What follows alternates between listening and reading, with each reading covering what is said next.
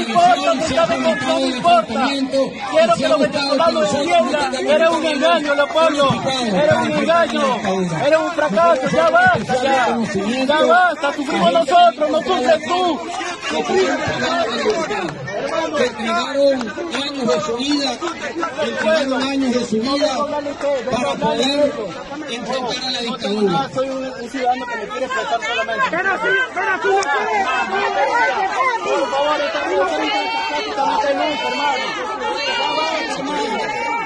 ya basta, me gustaría que mis paisanos reaccionaran y entendieran lo que es.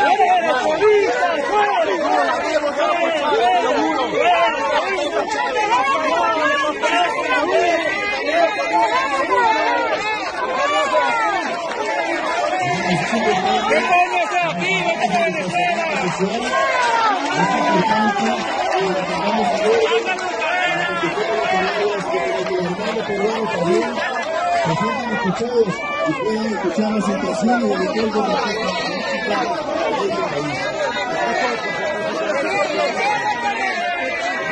Necesitamos continuar con el acto. yo sí llevé plomo en San Diego,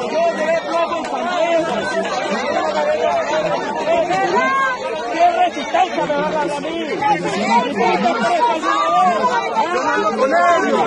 Con ellos.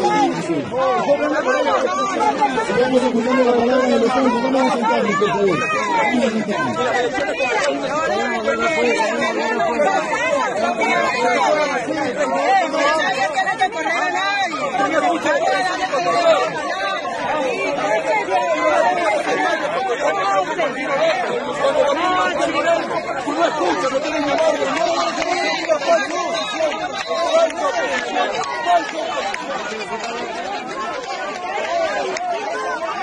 Atención, por favor.